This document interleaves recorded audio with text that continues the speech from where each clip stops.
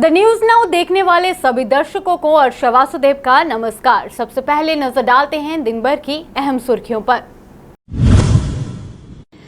उपराज्यपाल मनोज सिन्हा ने आज कश्मीर में 2 सिनेमा हॉल का किया उद्घाटन। शोपियां में पहली बार बड़े पर्दे की दस्तक। सीमावर्ती गांव में पाकिस्तानी ड्रोन की घुसपैठ, सुरक्षा बलों ने चलाया तलाशी अभियान। कश्मीर के अनंतनाग में हुआ दर्दनाक हादसा, मिट्टी का घर गिरने से 3 लोगों की मौत, एक अन्य हुआ घायल। जम्मू के गुज्जरनगर पुल को फिर से मिलेगी उसकी चमक वापस। गुज्जरनगर पुल पर मरम्मत का काम जारी। जम्मू के जिला कठुआ में फिर एक बार खुशी की लहर। बेटी ने 12वीं कक्षा में अच्छे अंकों के साथ पिता का सिर फख्र से किया ऊंचा। अब समाचार विस्तार से। दक्षिण कश्मीर के लिए आज का दिन ऐतिहासिक बन गया है। आज दक्षिण कश्मीर के जिला शोपियां और पुलवामा में उपराज्यपाल मनोज सिन्हा ने मल्टीपर्पज सिनेमा हॉल का उद्घाटन किया। 1990 में बिगड़े हालातों के बीच कश्मीर में सिनेमा हॉल बंद हो गए थे, लेकिन अब घाटी की तस्वीर बदल रही है।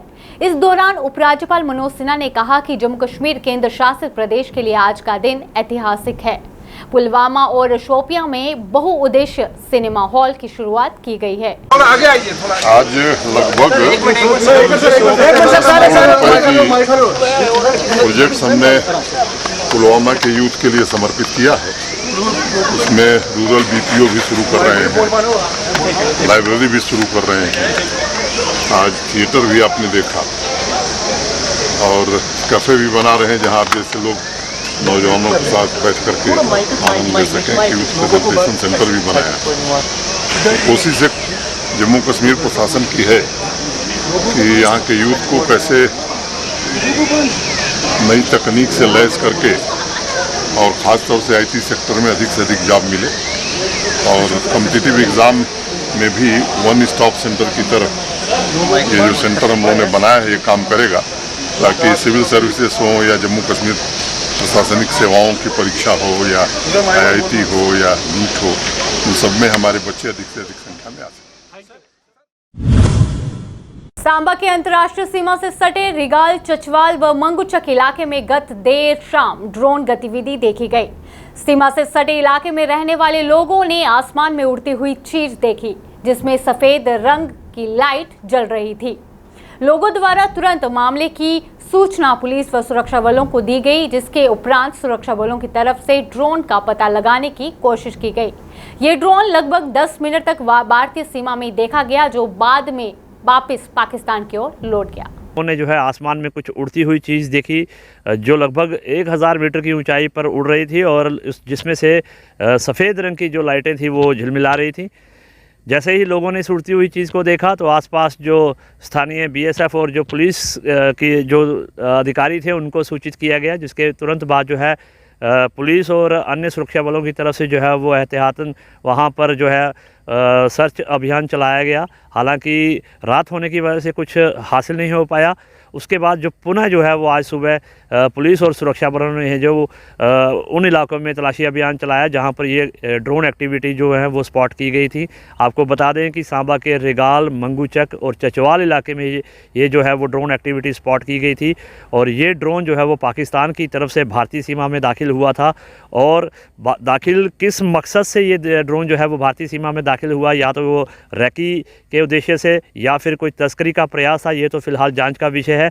परंतु सुरक्षा बलों द्वारा जो है एहतियातन आज चप्पे चप्पे को जो है वो खंगाला गया है और ये सुनिश्चित करने की कोशिश की गई है कि कोई संदिग्ध गतिविधि या कोई संदिग्ध जो है वो हरकत तो इलाके में नहीं हुई है और इसको लेकर जो है वो जो है सुरक्षा बल पूरी तरह से मुस्तैद है। कश्मीर संभाग के जिला अनंतनाग में बीती रात एक कच्चा घर गिर गया। जिले के कोकरनाग हादसे में एक ही परिवार के 3 सदस्यों की मौत हो गई और एक अन्य घायल हो गया।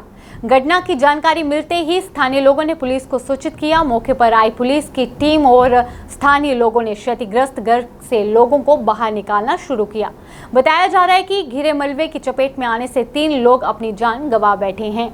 वहीं घायल को नजदीकी अस्पताल में भर्ती कराया गया है। जम्मू स्मार्ट सिटी के तहत जहां जम्मू कश्मीर को स्मार्ट सिटी में तब्दील करने का पूरा प्रयास किया जा रहा है और इस शहर को और भी ज़्यादा स्मार्ट बनाने का काम किया जा रहा है, वहीं जम्मू के गुज्जर नगर ब्रिज पर जहां हर दिन सैकड़ों की तादाद पर वाहनों की आवाजाही रहती है, वह ब्रिज अब मेंटेनेंस मांग रहा था, जिसके चलते अब इस ब्रिज को फिर से इसकी चमक वापस दिलाने के काम के मिशन पर सरकार जुट चुकी है, जिसके चलते टीएनएन की टीम ने इस ब्रिज का दौरा किया और इस ब्रिज का जायजा लिया। बहुत ज़्यादा ज़रूरत थी, यहाँ खड्डे थे ऊंचे नीचे, एक्सीडेंट का भी खतरा था, तो बहुत परेशानी थी, हर बंदे को परेशानी थी।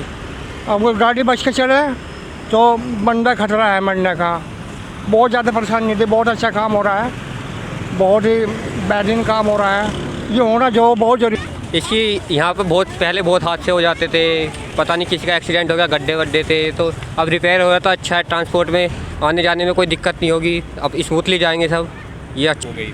सर जैसे ट्रैफिक के हिसाब से तो बहुत ज़्यादा सख्त ज़रूरत है, और जैसे रोड्स वगैरह जितने भी अच्छे होंगे तो ट्रांसपोर्टेशन में उतना ही अच्छा होगा, जिससे लोगों को सुविधाएं होंगी, जल्दी जा सकेगा, ना कोई लेट होगा ना कुछ होगा। जम्मू के जिला कठुआ के गांव जसरोटा के रहने वाले टेलीविजन की बेटी हरजोत कौर ने 12वीं कक्षा में आर्ट्स स्ट्रीम में अच्छे अंक लाकर पिता का और गांव का नाम किया रोशन। स्ट्रेस में आके डिप्रेस्ड होके वो सुसाइड कर लेते हैं और एक पूरी फैमिली पूरी तबाह हो जाती है, क्योंकि जिनका बच्चा ही चला जाता है और सिर्फ उनकी इंटेलिजेंसी की वजह से क्या वो पेपर सही तरीके से चेक नहीं करते। उनको दिमाग में ये रख के चलना चाहिए कि किसी का फ्यूचर है इस पर डिपेंड करता, कोई फैमिली की मेहनत है इस पर, किसी ने फैमिली ने पूरी मेहनत लगा के बच्चे को पढ़ाया होता है, फ़ी दी होती है और बच्चे की पूरी मेहनत की होती है और उसके मेहनत का उसको नतीजा मिलना चाहिए, पर उनकी वजह से उसको मेहनत का नतीजा नहीं मिलता। बहुत ज़्यादा खुश हैं हम, पूरे परिवार में खुशी है क्योंकि इसने डिस्ट्रिक्ट कठुआ में टॉप किया है। पहले जब रिज़ल्ट्स आए तो ये बड़ी स्ट्रेस थी, एंजाइटी हो रही थी कि नहीं मैंने पेपर ज़्यादा अच्छे किए हैं, एग्ज़ाम में मैंने अच्छा परफॉर्म किया पर मुझे मार्क्स अच्छे नहीं मिले। तो पूरी फैमिली ने इसको सपोर्ट किया कि नहीं, इसमें घबराने की बात नहीं है, आप रीचेकिंग करवाएं, रीवैल्यूएशन करवाएं। उसके बाद जब हमने रीवैल्यूएशन करवाया, अभी रिज़ल्ट आया तो इसने 491 मार्क्स लिए आउट ऑफ 500, जो कि डिस्ट्रिक्ट कठुआ में आर्ट स्ट्रीम में ये टॉपर है। और मैं यही कहना चाहती हूँ कि बच्चों की मेहनत है, बोर्ड को केयरफुल तरीके से मार्किंग करनी चाहिए, टीचर्स को अपनी ये रिस्पॉन्सिबिलिटी समझ के मार्किंग करनी चाहिए कि किसी बच्चे के फ्यूचर के साथ वो खेल रहे हैं, जैसे कि वो मार्किंग नहीं अच्छी कर रहे। कई बच्चे इतने स्ट्रेस्ड हो जाते हैं, इतने डिप्रेशन में चले जाते हैं, वो फ्यूचर में भी कुछ नहीं कर पाएंगे। अगर बच्चों को हम इसी लेवल से डीमोरलाइज कर देंगे तो वो आगे जाके क्या करेंगे।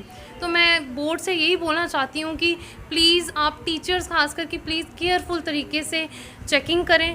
और बोर्ड से भी मेरी ये एक रिक्वेस्ट है कि जो टीचर ऐसी चेकिंग करते हैं उसको पेनल्टी हो, ना कि बच्चे को सफ़र करना पड़े। बच्चे एक तो पहले सफ़र कर रहे हैं कि उनके मार्क्स कम हैं, ऊपर से रीवैल्यूएशन फ़ी भर रहे हैं, रीचेकिंग की फ़ी भर रहे हैं, और उसके बाद उनको जाके सेटिस्फेक्शन मिलती है। मेरे हिसाब से जो भी टीचर है जिसने चेकिंग की हो उसको पेनल्टी पड़नी चाहिए और बोर्ड को रिफ़ंड करनी चाहिए जो रीवैल्यूएशन और रीचेकिंग फ़ीस है जिन बच्चों के मार्क्स में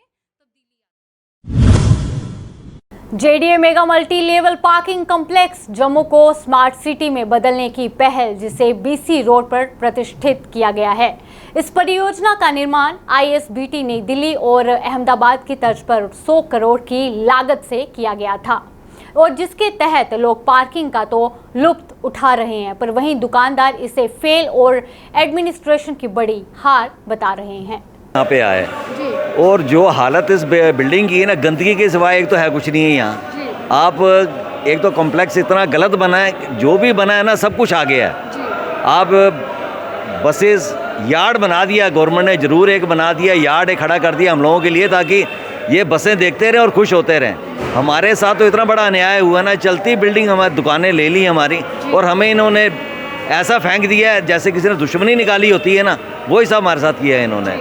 तो आज हम इतने परेशान हैं, अपनी रोज़गार चला नहीं सकते हैं, कोई काम नहीं यहाँ चल सकता। आप अगर आपके हमारी लोगों की शॉप्स देखो तो आप सोचोगे कि यहाँ आता क्या होगा, एक खाली बस खड़ी कर दी है, बस उसी को देखते रहो। और इतनी दुकानें कॉस्टली आज तक इनकी दुकानें बिक क्यों नहीं पाई हैं? पूछा जाए ना, ये 203 करोड़ अगर लगा, ये हम लोगों का पैसा लगा, ये गवर्नमेंट का नहीं लगा, ये हमारी है, हम लोग टैक्स देते हैं तो उसका पैसा लगा। तो ये कम से कम गवर्नमेंट इसकी इंक्वायरी होनी चाहिए, पता लगना चाहिए कि भाई क्या है। कोई भी आज तक डेवलपमेंट नहीं हो सकी। ये सिर्फ ये करते हैं बसें बाहर निकाल दो, ये बसें, और हमें ये नहीं पता लग रहा कि बस स्टैंड ये नई बिल्डिंग है या वो बिल्डिंग है। बसें सारी वहाँ से चल रही हैं, सवारी सारी वहाँ है, यहाँ तो कोई पूछता ही नहीं है। यहाँ तो खाली बस जाती है, वहाँ जाती है, वहाँ खड़ी होती है जाके। आज तक हमने पुंछ रूट की तो एक भी बस नहीं यहाँ देखी है। सबसे बड़ी बात यह है कि हमें ये पता लगे कि कौन सी बस। भारतीय जनता इकाई बांदीपुरा प्रधानमंत्री नरेंद्र मोदी की जयंती को सुंबल में सेवा पखवाड़ा के रूप में मनाती है, जिसके तहत कार्यक्रम में भाजपा जिला अध्यक्ष बांदीपुरा नसीर अहमद लोन, अब्दुल रशीद खान, जिला अध्यक्ष किसान मोर्चा व भाजपा की समस्त जिला टीम ने भाग लिया और इस कार्यक्रम में 4 चांद लगाए। सुंबल में हमने जो आज मनाया दूसरा प्रोग्राम जो था हमारा, तो हमने 17 तारीख से लेके 2 अक्टूबर तक जो हमारे प्रोग्राम्स आए हैं ऊपर से, तो हमने वो करने हैं। चाहे ब्लड बैंक हो, चाहे उसमें आज exhibition of the Modi ji का जो लाइफ होती है उसमें उसने क्या किया अपने लाइफ में, तो उसमें आज जो हमने प्रोग्राम किया था सुंबल डिग्री कॉलेज में, तो मेरी जो टीम थी यहाँ पर डिस्ट्रिक्ट टीम बांडीपुरा में, तो वो सब आई थी और हमारी जो वर्कर्स भी थे, तो उन्होंने आज देखा कि आज हमें ये यहाँ पर लगाए थे सब, उसकी जो लाइफ क्या थी, उसने क्या अपनी ज़िंदगी में, चाहे वो सीएम रहा है, चाहे वो आज पीएम रहा है 2 बार, तो उसने अपनी ज़िंदगी में क्या किया, वो किस फैमिली से ताल्लुक़ रखता था, उसने अपनी ज़िंदगी में क्या क्या कारनामे किए और कितने अच्छे काम किए हैं, तो वो सब आज जो हमारे कार्यकर्ता हैं तो उन्होंने आज देखा, तो उन्होंने पढ़ा उसकी ज़िंदगी को आज। तो हमारा जो कल्चर था, चाहे इसमें उसने जो पुरानी लाइफ थी, तो उसमें हमने आज सब कुछ, हम खान साहब थे उसने आज वो पढ़ाया, आरिफ साहब था हमारा, नसीर साहब था, और जूर साहब था, मोहम्मद याकूब मल्ला साहब था, मकसूद साहब था, और कैप्टन साहब हमारा नया मिला है मजीद साहब था, तो हम ये हिलाल साहब था, बहुत थे सारी हमारी टीम जो आज। तो आज हमने देखा कि उसकी लाइफ हमने पढ़ी अच्छी तरीके से। जो हमारे प्रोग्राम आते हैं मुझे लगता है कि इसको हम इससे हमको एक नसीहत मिल जाती है और एक अच्छा स्टेप मिल जाता है, एक अच्छा क्लू मिल जाता है अपनी ज़िंदगी किस तरह गुजरना चाहिए। आप श्री नरेंद्र मोदी जी का जो प्रोग्राम है, जो इसने स्टेप उठाया अपने प्राइम मिनिस्टर जब रहा, चाहे सीएम रहा, अगर गुजरात में आप देखोगे आज उसने गुजरात जो कितना डेवलपमेंट हो गया, तो आज तक किसी सीएम ने वो नहीं किया था, फिर वो पीएम बना। आज आप देखिए जम्मू कश्मीर में कितनी हालत ठीक है, अगर हम देखा जाए आज कितनी स्कीमें उसने लाई आज इस यहाँ पे, तो अगर देखा जाए कि गरीबों के लिए मसीहा, तो नरेंद्र मोदी जी ने जो हमारा प्राइम मिनिस्टर सब मतलब काम इसने किए, यहाँ पे अच्छे काम इसने किए हैं। जो यहाँ पर ब्रोकर थे, जो यहाँ पर बड़े बड़े दिग्गज। जिला कठुआ में शिवसेना डोगरा फ्रंट जम्मू कश्मीर के सदस्यों द्वारा माता वैष्णो देवी की पवित्र छड़ी यात्रा को लेकर पत्रकार वार्ता का आयोजन कर नवरात्रों में हर साल मां के दरबार पर जाने वाली छड़ी यात्रा के समय और दिन के बारे में जानकारी दी और साथ ही लोगों को बढ़ चढ़कर इस छड़ी यात्रा में हिस्सा लेने को कहा। और हमारे नोटिस में ये बात आई है कि पवित्र छड़ी यात्रा के नाम पर इंडस्ट्री वालों से चंदा गिराया जा रहा है। शिवसेना की डोगरा फ्रंट की 37वीं पवित्र छड़ी यात्रा कठुआ में से रवाना हो रही है, जो कि 25वीं यात्रा मैं लेकर नरेंद्र तांगड़ी कठुआ से छड़ी लेके जाते हैं और जम्मू के अंदर से जोत लेके जाते हैं हम, और शिवसेना की तरफ से कोई चंदा गिराई नहीं है। पवित्र छड़ी यात्रा के नाम पे कोई चंदा नहीं देगा। मैं सभी अपने दुकानदार भाइयों से, इंडस्ट्री वाले से निवेदन करना चाहता हूं कि जो भी शिवसेना के नाम पे चंदा गिराई करता है पवित्र छड़ी यात्रा के नाम पे, उसके ऊपर FIR लगवाई जाए और मेरे संपर्क में लाया जाए उसको। फिर हम बताएंगे कि पवित्र छड़ी यात्रा कैसे निकाली जाती है, जो चंदा लेके निकालते हैं। मैं सभी इंडस्ट्री वासियों से व अपने कठुआ वासियों से निवेदन करना चाहता हूं कि जो लोग जम्मू से, सांबा से और कठुआ से कोई भी लोग चंदा लेने के लिए इंडस्ट्री के अंदर जाते हैं, उनको चंदा ना दें, उनके ऊपर FIR लगवाएं। और पवित्र छड़ी यात्रा के नाम पे कोई चंदा नहीं होता, ना आज तक कभी किसी ने लिया है।